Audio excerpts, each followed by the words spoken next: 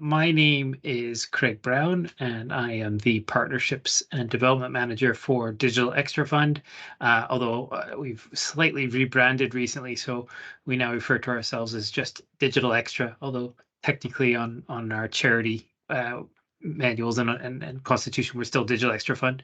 I'm joined here this evening by Anika Coker, who is our Community and Grants Officer. So if you are successful in your application and receive a grant, Anika would be your main point of contact for any questions or queries you might have about the grant. So hopefully you're aware of what we do and who we are, but just to be sure that we're all on the same page starting out, I'll very briefly give a summary of the charity and what we're trying to achieve.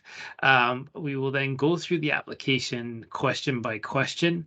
There is a first part that is talks about what you need to have or who you must be in order to apply.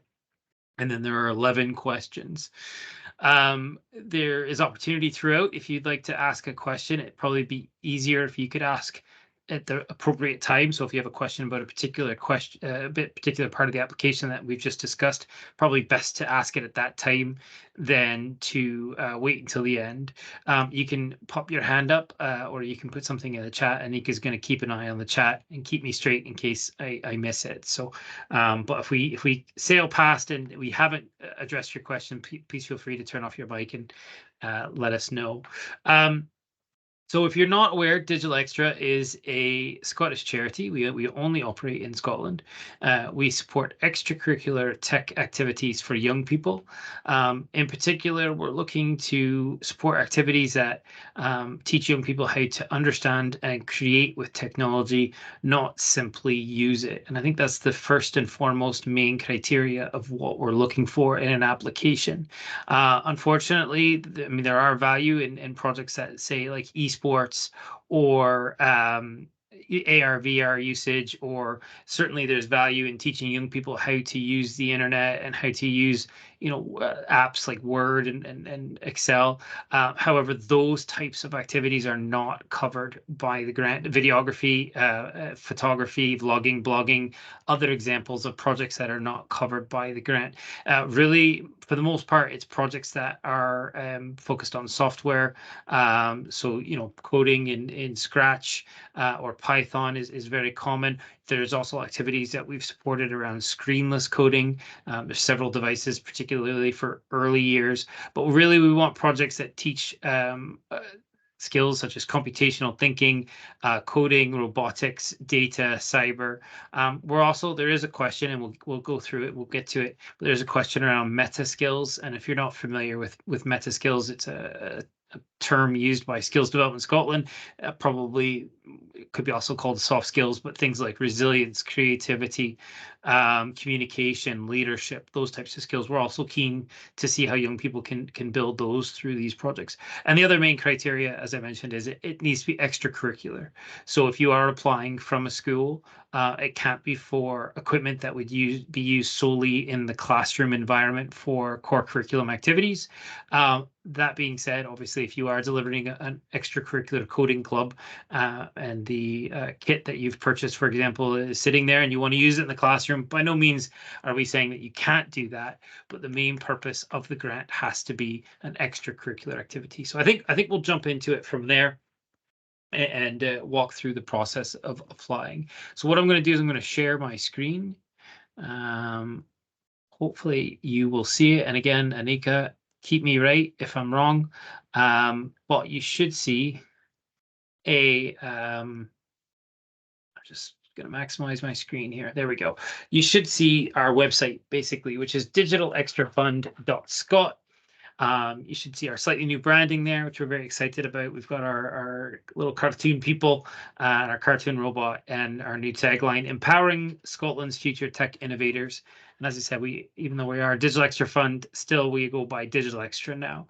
So if you are looking to apply, there is a tab at the top that says apply now. We have a new frequently asked questions section, which you're welcome to look at. But we also have a section called round 9, which is the upcoming round, and this will be for projects delivered during the 2024-2025 academic year. There's some information on the charity and what we're looking to achieve and what we're looking for. But if you scroll down to the bottom here, you'll go to the page which is specific to the round 9 grant awards. And there is more information, although this is specific to the grants. There is obviously some information, some tutorials there. We had some in-person sessions as well. Obviously, all those are now passed. So if you go down to other useful resources, there's several pieces of information there which you may or may not find useful. There's impact reports from several years, which includes case studies from previous grant recipients. There is some additional case studies for the Heart of Midlothian Digital Innovation Centre and Flummox. The grant recipient in Angus Southmere Primary School, they kindly made some lovely videos during the delivery of their project 2 years ago. So there's some links to those videos there. And you can actually find a link, a description for every single one of our 163 grant recipients that we've ever had up here at the top under the grants tab, or you can click here.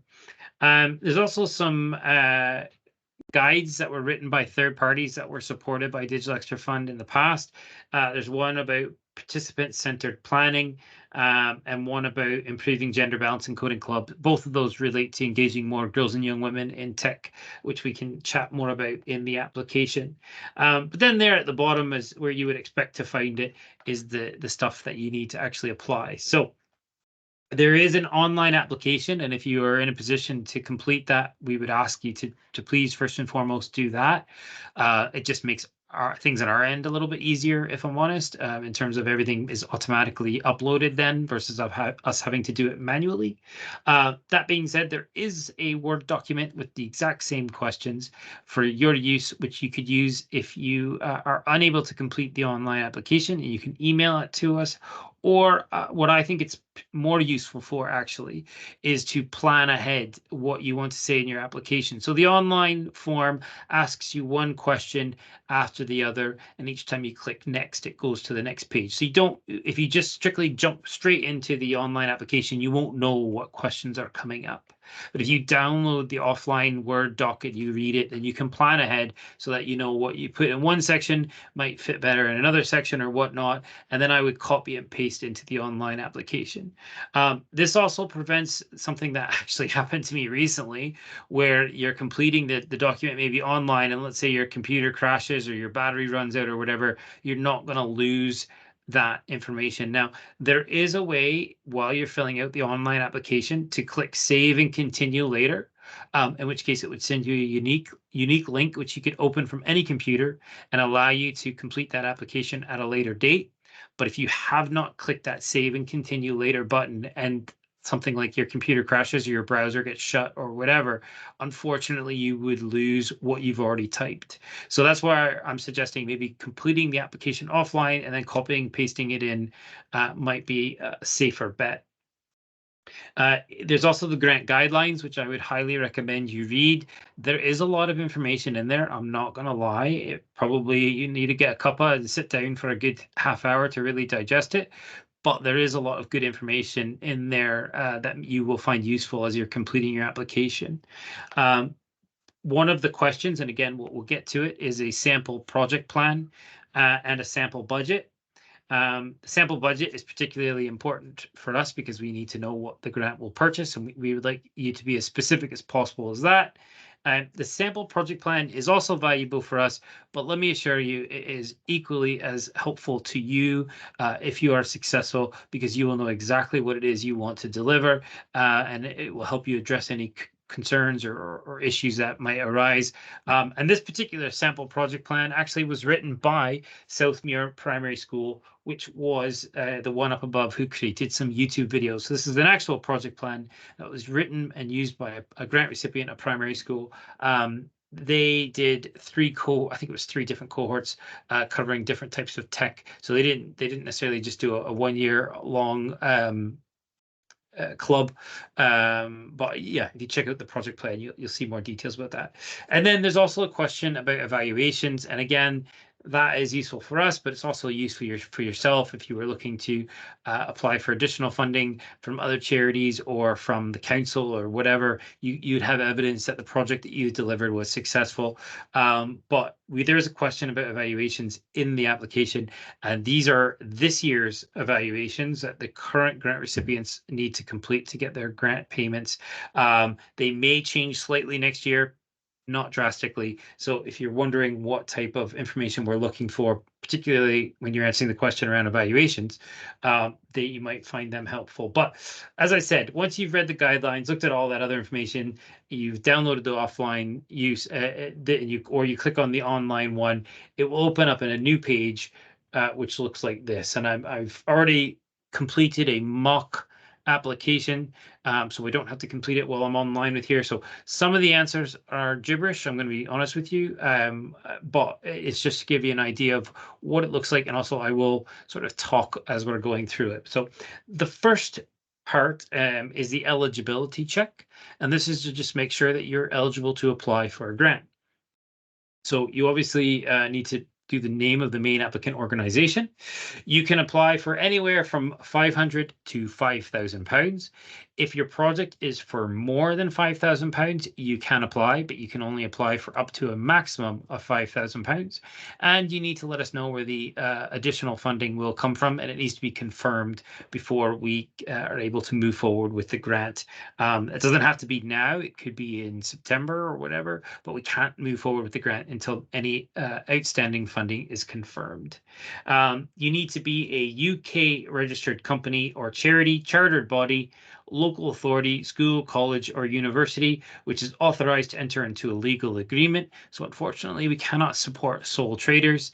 If you are a sole trader looking to apply, I would suggest you partner with one of these other organizations, and they can put you in the budget as someone that they're going to hire to deliver the activity. But we need someone who is actually one of those organizations who is responsible for the funding. Extracurricular, we chatted about that earlier, and there is a specific definition of that in the grant guidelines. I would say that if you are looking to get like a third party in or a touring program, even if they are delivering activities during class time, that's fine, as long as it's sort of out with the normal routine. Otherwise, the typical projects that we see are sort of your lunchtime or after school if you're a school, or your sort of evenings or weekends, or after school clubs if you're a third party community center or something like that, for example. Does it meet the core objective of Digital Xtra? And again, I would suggest that you check out the grant guidelines to get to read what that is. But again, just to reiterate, things like digital literacy and digital media are excluded from the grant awards. Is it the primary audience young people aged 16 and under? Again, if you have those that are maybe 17 or above in the project, that's fine. But the primary audience has to be age 16 and under. And if there is a significant portion of those that are 17 and above, then we could potentially look at part funding it, but we wouldn't be able to fully fund it. The proposed activity must commence after the 1st of July 2024 and finish before the 30th of June 2025, which is what we call the grant delivery timeline or grant delivery period. There is a question, again, we'll get to it, about sustainability. So this isn't to say that we want it to be finished for good by the 30th of June 2025, but what you're proposing needs to be finished by then. And then actually, hopefully, we would like it to be sustained beyond that period. And then will it be delivered entirely within Scotland? So that's the main questions for the eligibility. And if you are able to click yes for all of those, then you are eligible. Before I click next and get into the very first question, then, is there any questions from anyone on the call about that? No. As I said, if you do, just raise your hand, pop it in the chat, or if we've missed both of those, you can hop out and or pop out and say something to us. Please feel free. I'm quite friendly, and Anika's very friendly as well, so we're always happy to chat. So this is where you get into the main part of the application. So what is the name of your activity project? I've called mine Tech Club 2. I've obviously put my own organization, charity number, name, title, email address, our phone number, our charity address, and then our social media. This is where you would put any activity partners. So if you are, say, multiple schools that are working together to apply, or multiple community centers, or you're secondary and you're working with your feeder primary schools, or if you are working with industry, or you're getting a third-party activity provider or organization to come in and deliver some activities, basically anyone that's supporting you in the delivery of the activity would go here. We really just need name of organization, name of contact, and a few couple details. It doesn't need to be a whole bunch of details. That's later on. But yeah, this is where you would put that. There does need to be the main applicant, as I say, is responsible for the money. So that is the sort of key person that we will deal with. And be honest, they are the person that's responsible for keeping things on track as well. If you have received a grant award in the past, you are able to reapply. You can reapply for what's called we can obviously reapply for a new project, or you can reapply for what we call an expansion or an evolution of a project. So if it was to expand to other areas, or to a different part of the school, or to a different part skill set, or different learning platform, you could apply for that. That could be an evolution as well, actually. You can't apply for like. So if you did Lego learning systems for P5 to P7, and again, just making this up off the top of my head, you can't apply for more Lego to engage more P5s to P7s. It has to be a different skill, a different audience, a different area, something like that, or a brand new project. If you have received a previous grant, though, then you just put a wee summary in there. And then the first question is project summary. And this is where I've started to write a bit of gibberish, because I didn't want to be too prescriptive, because there's loads of ideas out there, and that's one of the things that I particularly like about extracurricular activity, is there's no specific one way in which you should engage young people in tech. There really is multiple learning platforms, multiple strategies, multiple ways to do it. You can tailor it to your location. So if you're a more rural area versus a more urban area, you can target girls and young women specifically, or Black and minority groups, or you could target ASN groups. So there's loads of different ways in which you can positively engage young people in tech. So I didn't want to be too prescriptive, so I've put a bit of gibberish in here. But as easy as this question sounds, it surprisingly is not answered the best in many cases. And I'll tell you this up front. We have a panel of about 40 to 45 volunteers who evaluate these applications. Each application is read by 3 different people independently, and then they come together in mid-May. They compare their notes, they compare their scores, and then they submit to Anika and I what their final scores and feedback are. We then add all those up, and that's how we score them, and we put them in a rank order. So just like, if you're meeting someone for the first time in person, this is the first impression. So obviously you want to try and think of this as a positive introduction, but you also really want to paint the picture for them. Another word for it might be elevator pitch. You've got 250 words to really paint them a picture of what the young people will be doing. This shouldn't be a description of the school or previous achievements or the personnel running it. Those are all later on. This really is a description of what it is you will be delivering, how often, where, those types of things, so that when the person finishes with what type of tech you'll be using, when the evaluator finishes reading it, they have a really clear understanding of what the young people will be doing. And that really sets the tone for the rest of the application as well, because everything is built on this. If you don't clearly explain what the young people will be doing in this question, it's very difficult as an evaluator to then read the budget, read the project plan, read the personnel, and understand what they're talking about, because you really have no idea what the project is unless it's been clearly explained in this question. Also, avoid jargon, avoid acronyms. These are volunteers. Most of them are from industry. If I'm honest, they're not educators. They may not even have children. They're viewing it from a outsider's perspective, which is what we want. So what we would suggest is that get someone who is not in education or who's not in digital skills, and get them to read this question. And if they understand what you're trying to say and they're interested in by what you're saying, then you've probably achieved what I'm suggesting there. Anika, have we got a question there? Yes, we have a question. Mhm. So asking, No, the grant is aimed at learners under 16, but Mhm. could the application be used for a school project or club engaging parents of the pupils from the school? So you can include family learning as an element of your project. It's not uncommon for us to have primary schools, for example, or even nurseries who will have like a parents' evening, or will invite parents as guest speakers, particularly those that maybe use tech in their career. Um, it could, I mean, you could expand on that and have a wider family learning activity if you want, where maybe parents are involved throughout. As long as the primary audience, the primary learners are young people aged 16 and under. But you can absolutely have family days or family nights, or even, like I say, multiple instances where parents or guardians get involved, as long as the key audience and the material being used and learned is targeted at young people aged 16 and under. So hopefully that's answered your question. You can pop it in the chat there if it did.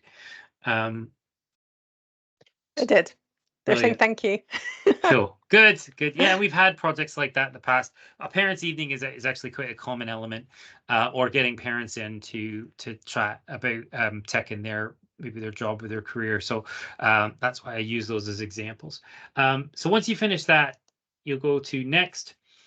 And hopefully my internet holds up. Yep, here we go. So number two, so this is where you can chat a little bit more about the school and the personnel. For the school, you can chat about maybe things that you have accomplished in the past, why you are well placed. So it could be previous tech clubs, it could be just previous extracurricular clubs that have a high demand, and therefore you show that your learner body is engaged with extracurricular activities. It could be that you've achieved the Digital Schools Award. It could be that you've previously taken part in tech competitions. Just if you were to say, why is your school or community group well placed to deliver this activity? This is where you put it. But in terms of individuals who will be delivering it, whether that's teachers or educators or youth workers, that would go in 2B. And again, if you've listed any activity partners in that second section, make sure that you highlight here how they will be involved in the project, how that person will be involved in the project. So we have a better idea of, I had listed Scotland Is, which is the trade body for digital tech and skills development Scotland. I would, in this section, want to list how they are involved in the project.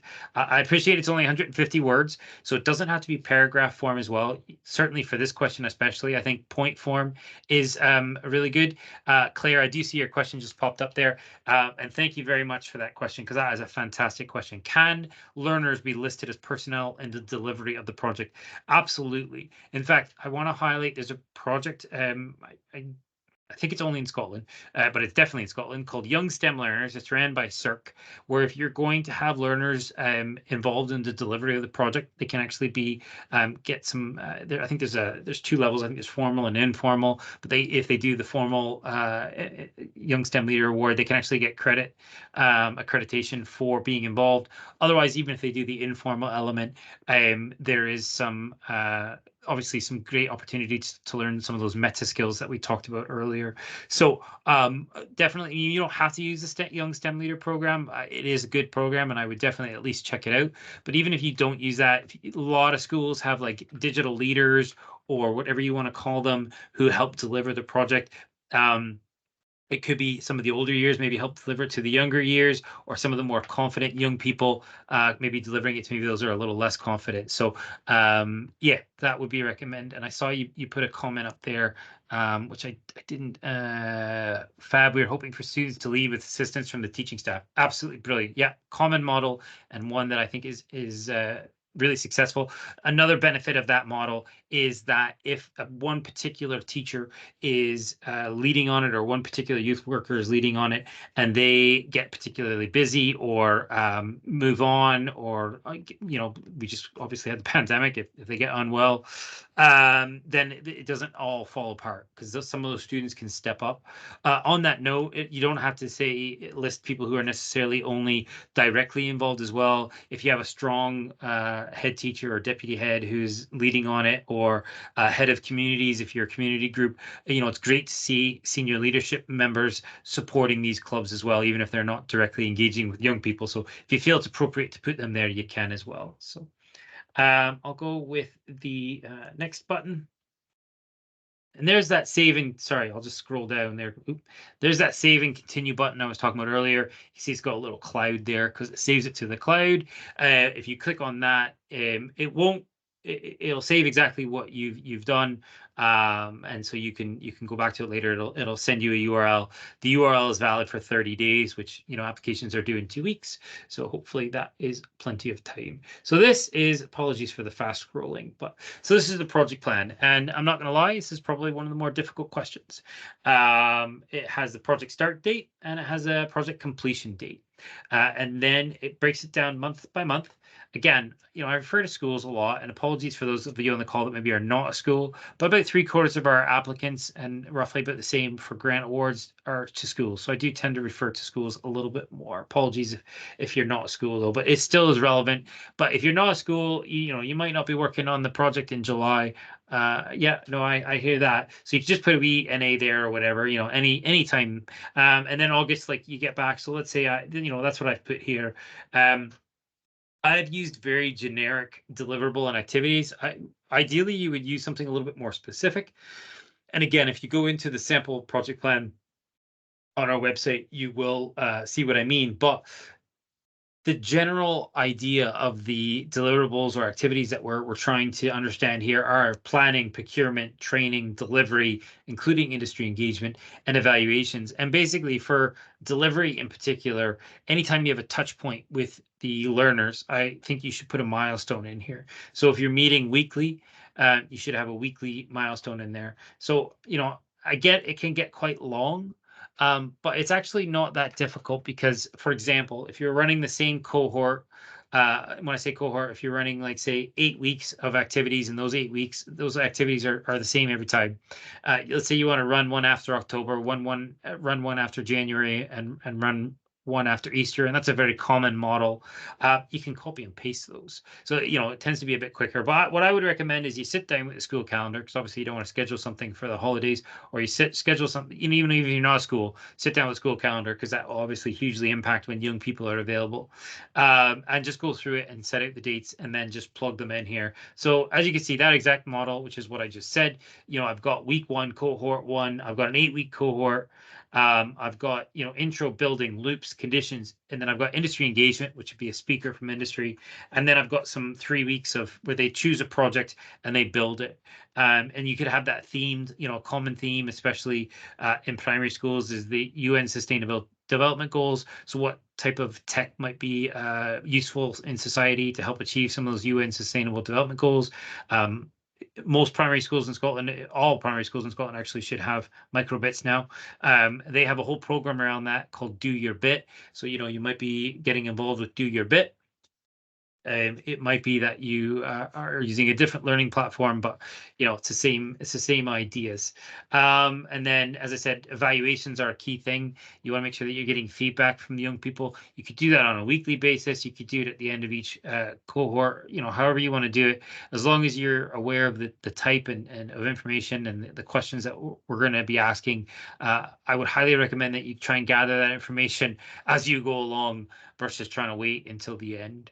And again, so January, come back, as you might get the digital leaders in again and have a wee recap training session, or you might get some of your, get an NQT in and give them a bit of training or whatever. So, I put some sort of a recap after Easter in there.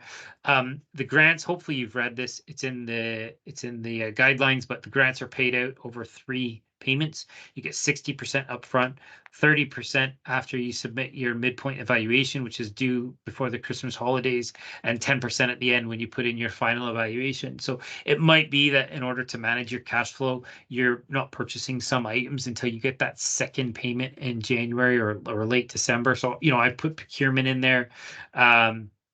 And again, I've got week 1, cohort 2. And as you can see, I've just put the exact same things in there with 5 weeks of lessons and 3 weeks of free build. Again, gather feedback. Again, same thing. So I've just repeated it, gather feedback, final evaluations. If you look in the sample project plan, there is a bit more detail. And to be honest, we would like a little bit more detail. This is sort of the basic. This would be the least that we would expect from a successful grant recipient. So just to give you an idea, um, the evaluations I mentioned, they're evaluated by volunteers, and each application is done by 3 different volunteers. This is all in the guidelines, but 9 of the questions are scored between 0 and 4, and 2 of the questions are between 0 and 2. So this, if you did this, I would suggest to the application evaluation panel, this would probably be a 2 or maybe a 3, but probably a 2, as in this is the minimum level of information that we're looking for. So they have answered the question, but they haven't necessarily gone above and beyond. And that is what a 2 is. They've given the information, they being you, the applicant, have given the information required, but they haven't necessarily gone above and beyond. It's an average answer. Less information than this would be a 1 or possibly a 0. So just to give you an idea of how we score these things. Is there any questions on either this question or the evaluation process before I move on? Well, I'm going to move on then. Here we go. So budget. So at the beginning, you had to put in how much money you were going to ask for, and you can ask for up to £5,000. Some people will put £5,000 in there because it's the most they can ask for, and then the budget when they get to this question is actually, let's say, 4,700 or something. We would ask you to try and avoid doing that because you can't actually ask for more than what you need. We will pay for exactly what you need, but no more. So you probably need to actually figure out exactly what you're going to purchase or what you're going to ask to purchase before you even start the application. And again, if you're a school, I would suggest go talking to your business manager or your procurement officer if you have one, or if nothing else, someone at the council. A lot of councils have agreements with companies like XMA, for example, and they get special deals. And if it's an educational device, they also don't have to pay VAT. Whereas if they purchase it off the internet or from Amazon or whatever, you will have to pay VAT. So those are the types of things that you need to figure out before you do the budget. In this particular situation, we're going to do it based it on Lego. So I put in Lego Education Spike Essential. I'm going to get a class pack of 15 packs, which is 3,867. And I put that in from a website called Raising Robots, which is a company that we purchased our Lego from when we bought ours. There's other companies out there, like I said, XMA, if you're purchasing through the council. Creative Hut is another company we've used in the past. You can buy direct from Lego. You can also put other things that aren't necessarily educational devices, but you might need, such as I've got storage boxes in there twice. I did this last time. Building materials. So maybe there's some additional like cardboard tubing or artwork or whatever art material that you might need, glue, all those types of things. Appreciate that you might need them, so you can put them in here. Storage boxes. The Lego does come in storage boxes, but maybe you've got other kit. Microbits, for example, are notorious. They come in a cardboard box that falls apart like straight away. So I went out to B&Q and I bought like a toolbox that you could fit them all in perfectly, and it was great. It's great. It actually looks like an actual microbit storage unit. So you might need to put them in there. If you're not a school, for example, you might have to pay room hire. And you could put room hire in there.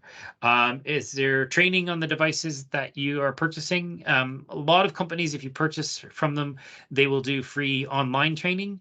But like, for example, Robotical, who do Marty the Robot, if you want them to come to your school or your community group, they will, but they do charge a fee for that. So you can put that in there. Marketing materials. Obviously, young people need to learn about these activities in order to want to be able to attend. So if there was any costs associated with that, then you can put that in there. So yeah, basically, once you total all these up here, this should total what you get here, which is in my case 4,500 under the total project cost. And as I said, include VAT if applicable. So if you're a school, for example, you might not need to pay VAT on certain items. So good to confirm that beforehand. This 4,400 that you're reading here, this was actually pulled directly from that Part A section, which is what I said earlier, that you need to make sure that you put the right amount in Part A. And if those two numbers match up, you should get a 0 here, which is a quick check to know that you've requested to use all the money that that you would have as part of your grant. Anika, did you have a question there? Yep, so we've got a question in from Claire. Are we Mhm. able to include iPads when teamed with spike kits and other items? Let me just read it to make sure. Are we able to include iPads when teamed with Spike Kits? You can include iPads or Chromebooks or other devices if you would like. Yep. Just keep in mind it's only £5,000, and if you're buying kits and iPads, that very quickly goes above £5,000. So you know you obviously have to be aware of that. Um, Also, whatever you purchase needs to be clearly used for the extracurricular activity. So you have to make sure that you make it clear in your description um, how it will be used. I think one of the most challenging things as an evaluator is when you've read all that first part of the project about what it is that they're doing and what it is that the young people will be doing, and then you get to the budget and they've asked for an item like iPads or something, which is quite a big ticket item, and they've not explained earlier what that has to do with the project. And that, as an evaluator, you're kind of feeling like, what is this? What is this for? So your rural school with only 50 pupils total, so a few items required. In that case, yeah, we've definitely we've supported two-room schoolrooms in rural areas of Scotland in the past. Yeah, so absolutely, if you need some additional iPads in order to deliver your activity, then yes, absolutely, that you can include them as part of the project. In those instances, I would definitely suggest you check with the council because they would have stuff like iPads on the framework for the procurement, and you wouldn't have to pay VAT on that. So if we go to the additional items and expenses, these are things that you might already have. So, for example, if you already have iPads or Chromebooks or whatever, and you are using them for the delivery of the project, then you would list them here because again, as an evaluator, you're reading this and you're not sure if they need these items or not. If they list it here and as you already have them and they're already acquired, then you will, as the reader, say, okay, that's fine. That item isn't needed, and they'll be able to deliver the project. So it's a little easier for the reader. But this is if you already own those iPads or laptops, whatnot. And again, staff time. For example, again, if you're a school, teachers are often delivering these activities, above and beyond what they do in the classroom, and thank goodness for that because I don't know what we do without them. But it'd be good to just indicate here that the staff time will be included as part of the project under core costs that have already been paid for. And then down here 4C, this is what I was talking about earlier. If the project costs more than 5,000, or even if the project costs, say, say if the project costs more than 5,000, or let's say the project only costs 4,000, but you've already been given 1,000 by the Parents Association or something like another community group that is supporting the project.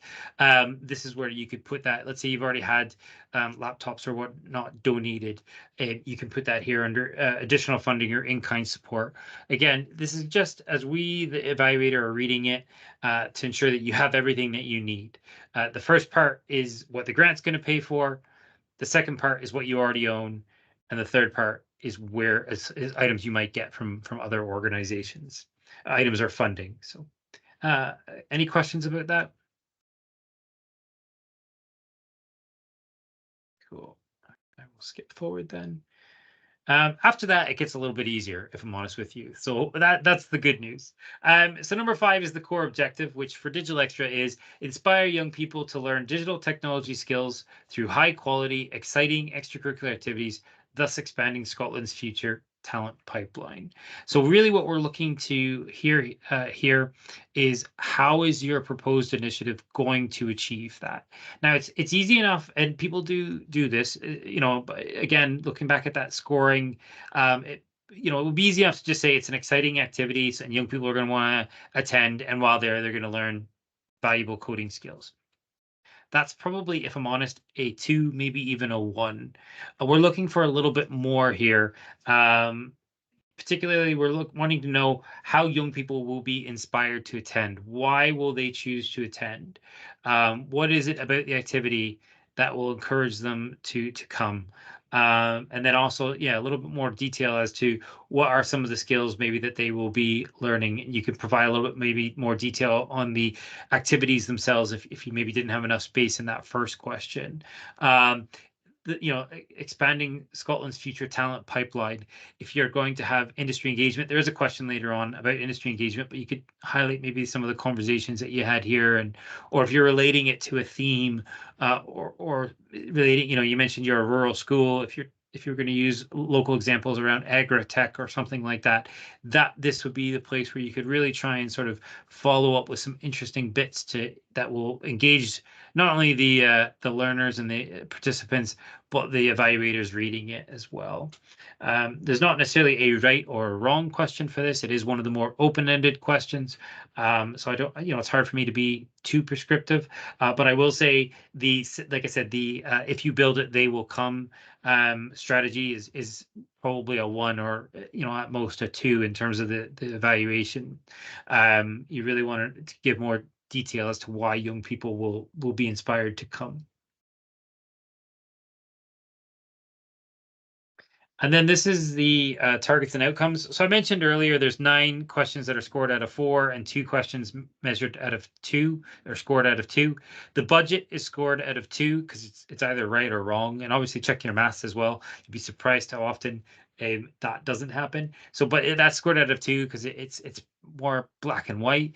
This is the other one that's scored out of 2 because it is also a little bit more black and white. But basically, let's say you're going to engage, I've put 90 people in Edinburgh. You would put 90 people by location, which is Edinburgh in this example, and this will populate automatically. We then ask you to break it down by age, and we used to only do it by ELC, primary and secondary. We now break it down a little bit more, particularly because at the primary level, we found a lot of our engagement was sort of at the upper end of the primary, but we didn't really have any evidence of that. So we've put ELC to P1 and then P2 to P4, P5 to P7, S1 to S3, S4 to S6. So those are the age groups. If you're a school, if you're not a school, then we've put the approximate numerical ages in there as well. So I've said there'll be about 15 P2 to P4s and about 75 P5s to P7 in this make-believe example. And then we ask for a gender breakdown. And I've put 65% female and 35% male. And that's specifically broken down in that way because what I've proposed if I was, and I would put this in the description, I think there is a description later on, actually, there is, sorry.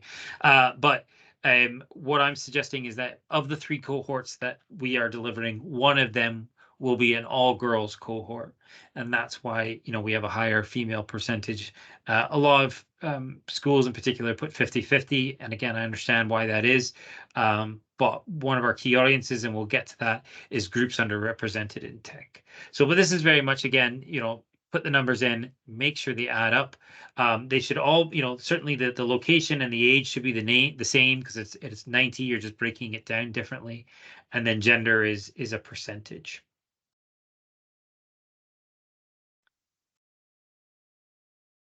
So this is where it gets in, and this is slightly different from last year. So apologies, I got a little bit mixed up there. But last year the key audiences was under the targets and outcomes, but we've moved it to here. So now we have youth engagement. So this will there are several secondary objectives to the fund as well, and if you go into the guidelines, you'll be able to read more about them. So there's 5 questions that address those secondary objectives. One of which is to dispel negative perceptions and stereotypes about digital tech and careers in tech. So this is discussing how you're going to do that sort of across all participants.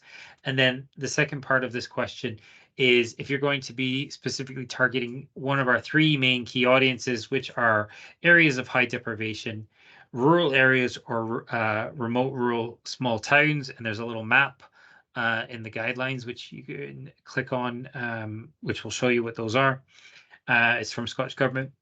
And or those groups underrepresented in tech, which not only are, but the examples we provide are girls and young women, minority groups, and or young children and young people with additional support needs. So those are the three groups. If you are targeting any of those groups, we would ask you to click yes there. So obviously, you know, I'm in Edinburgh, this proposed activity.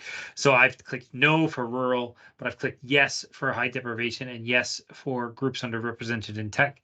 And again, this is where I would put in there that one of the three cohorts will be an all girls group. And if, you know, I would use the SIMD data to ensure that we're delivering it in schools or community centres in some of the more deprived areas of Edinburgh. Specifically, the 20% more deprived areas is what we would consider some of the more higher deprived areas. So again, you would use the SIMD data.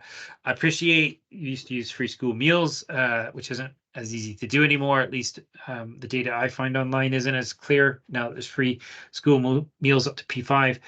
So we tend to lean more towards the SIMD data. But if you have data for your own school that's not publicly available, we're not asking you to go into too much detail, but you could provide some insight you maybe here on that as well. So those are the three key audiences.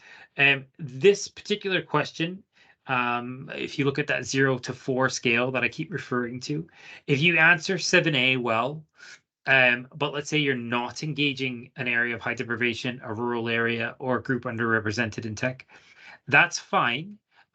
You are still able to apply even if you're not targeting one of those groups. But for this particular question, the most that you would be able to achieve would be a 2 out of 4. And that's assuming that you answer that first 7A very well. The reality is that we do try and target those three audiences, and this is how we do that. But we are not excluding groups or applicants who are not targeting one of those audiences. But this is how we slightly skew the results to do what we would like it to do. We have had projects that don't engage those audiences in the past, though. Is there any questions about that? Because I know that was a little bit maybe complicated, but is there any questions about that particular question? No. Cool. So we'll go on next, and I think we're on schedule so far, which is fantastic. So this was a question that was in the application last year. So if you've previously applied, it should be pretty straightforward. And I've already talked about it already. So digital skills is your more technical skills. So what type of coding? Is it Scratch? Is it off-screen? Is it Python? What are some of the skills related to that you're going to be learning about, whether it's loops or conditions or variables? You know, you can be as technical or as least technical as you want here. I would try and keep it as top level as possible. Probably I wouldn't get too detailed, but we do want a clear explanation as to what are the technical digital skills that young people will be learning. The meta skills are, like I say, those more sort of soft skills, and there is a link to the description document on the SDS website about meta skills. They break it down into 3 categories, and it would be great to have examples for both of these as to how the young people will develop those skills. But they're only 150 words each, so you don't have a lot of space. We go to next. So industry engagement. So Digital Xtra is supported by industry. In fact, going into the upcoming grant awards, industry will be very important due to reductions in budget from Scottish Government. And a lot of our partners are interested in getting involved with the projects. So it'd be great to know how they could. Again, specific examples of how they could get involved would be greatly appreciated in this question. However, particularly those that are maybe further away, because I appreciate a lot of our partners are Central Belt, or you're more rural, they could be an online engagement. But even if that's not possible, you could engage industry in your own area. So I mentioned agritech, which is one of the, I think there's huge strides in agritech happening. So there's a lot of industry out there right now looking at how technology can help with agriculture. So maybe you want to involve that in more rural areas, or transport. But the transport's always a challenge with more rural areas. So how can there's drones now delivering packages and mail to some of the islands. So you're looking at how technology is maybe being used in your own area and what companies are helping deliver that. So it doesn't have to just be our partners. If that's still not an option, using your own sort of careers education would be, I think, the least that we would hope that you'd be able to achieve with these projects. And the reason being, it can be difficult for anyone, not just young people, but it can be difficult for anyone to understand how a microbit or Lego or a serial bolt relates to the real world. And this is really what we're trying to help young people understand, that it's not learning to code for the sake of getting uh, accreditation or just learning it for the sake of learning it, but it's because these are skills that are applicable to the real world and will be high in demand, and they already are, but they will be even more in demand in the future. And for those of you that maybe have a computing background, I've had loads of conversations recently around no code and low code, and AI is going to be programming things for us. Someone's got to run the AI. Someone's got to check the AI. We've done projects on ethics and tech in the past, which is particularly important because as soon as you get a bit of bias into machine learning, the whole thing just goes off the rails. So, it's fair enough that technology is advancing at a phenomenal rate, but we still need to have the confidence. First, we need the confidence to be able to understand what people are talking about when they talk about machine learning or AI, but we also need people to be able to check these things. And so, regardless of your views on what the future of digital skills are, I don't think anyone would say that they're not going to be important in the future. So we really want them to understand what are the skills that they're learning now and how they relate to the future, or how they relate to the real world. Sorry. So even if you're doing your own careers education and examples of how robots are used in the real world, or how coding is used to address some of the world's problems, or whatever it is you're doing, whatever theme you're undertaking, this is where you can describe how that you'll achieve that objective. So we click next, and this is the penultimate question.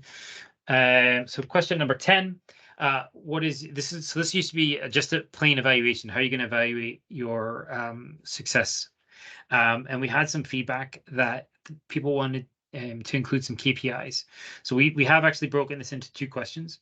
So you need to come up with 3 KPIs, key performance indicators, which for you, please don't write what you think you want us to hear.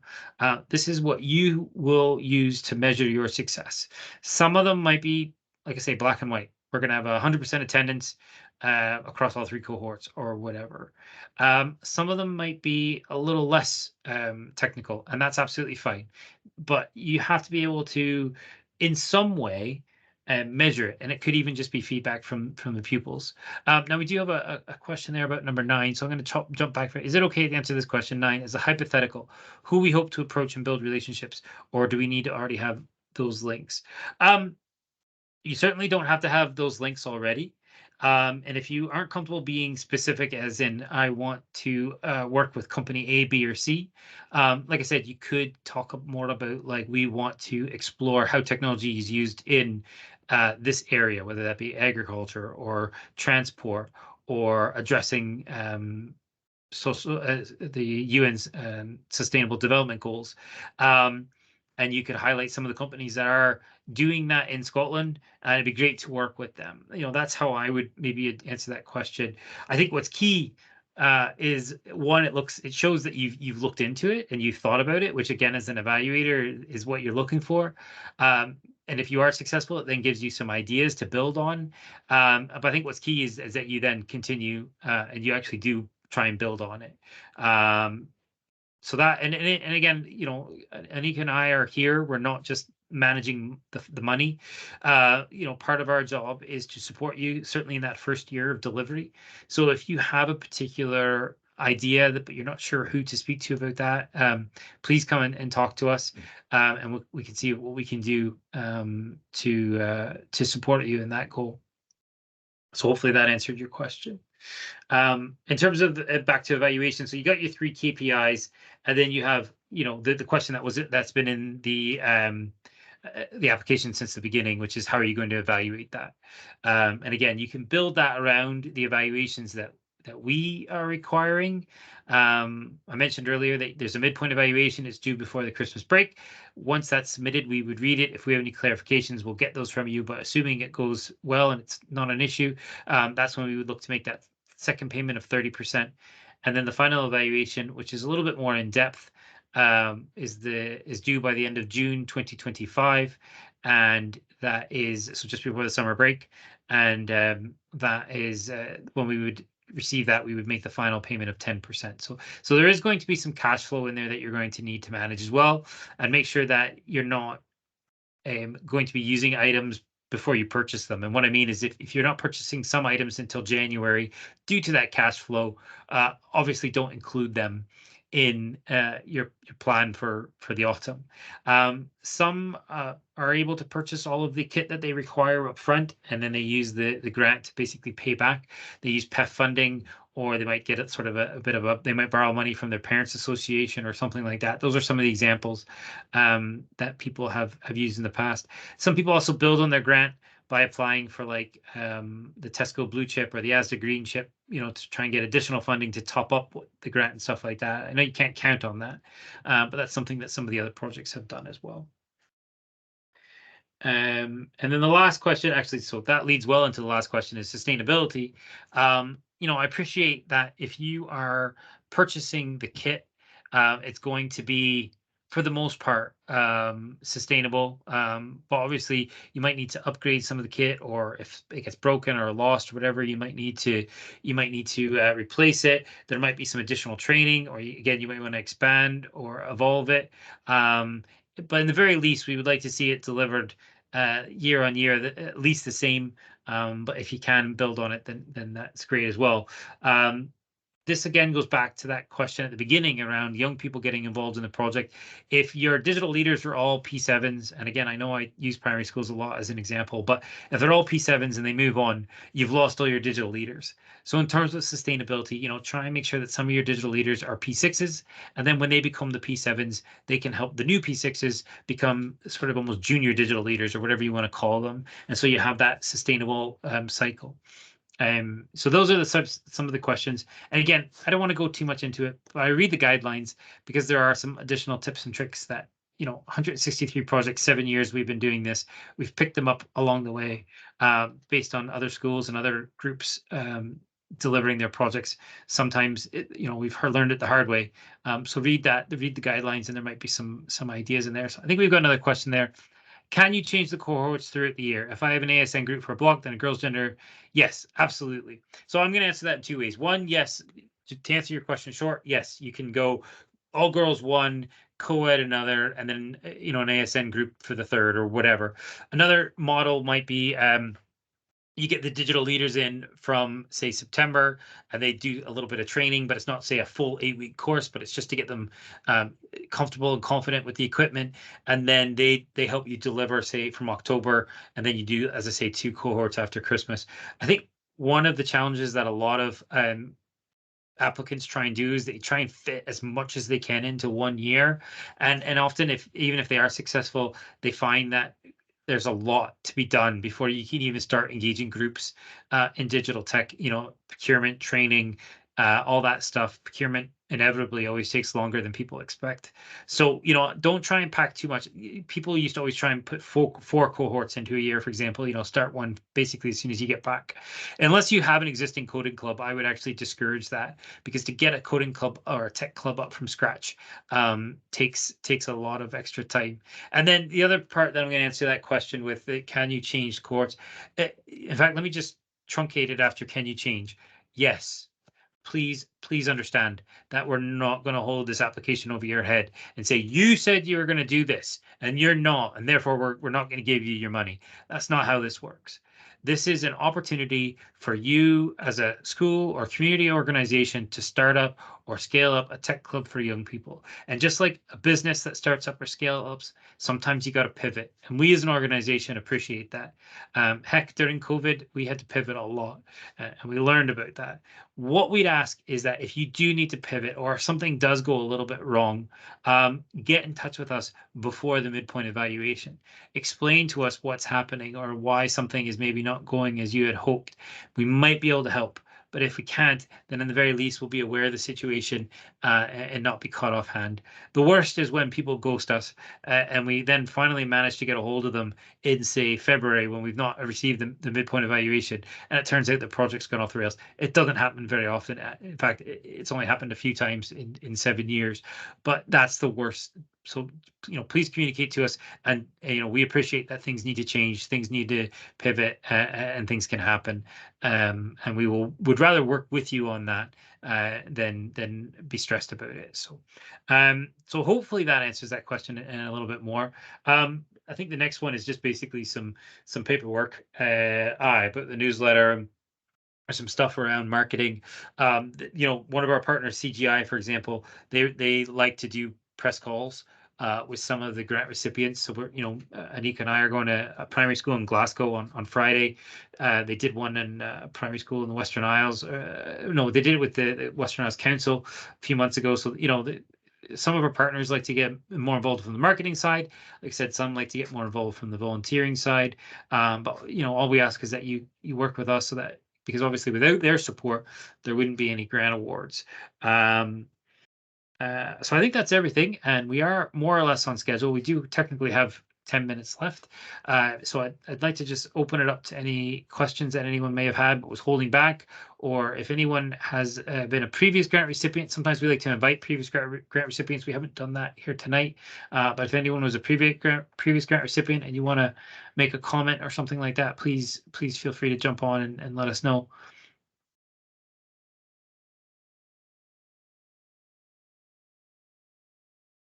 If there are no questions, I'm going to take that as a compliment that I've covered everything. So hopefully that's the case, and hopefully you're still with us. Thank you for joining us, especially in the evening. We ran one in the afternoon earlier in February. We did one in the evening here, just because I appreciate not everyone can join us in the afternoon. So hopefully it was helpful. Thank you, Mrs. Smith, for saying that. Appreciate that. If you do get off the call and you're like, oh, darn, I meant to ask this or whatever, you can email us at info@digitalxtrafund.scot, and extra obviously spelled with an X, same as our URL, our website. Applications close at 3 o'clock on the 28th of March. So I wouldn't wait until the last minute, because as you hopefully have seen tonight, there is a bit of work involved in this. I do appreciate that is. But last year we had 143 applications. So we really need to ask these questions in order to make sure that we're supporting the best projects we can. I do see a hand up there. So Katie, do you have a question or a comment?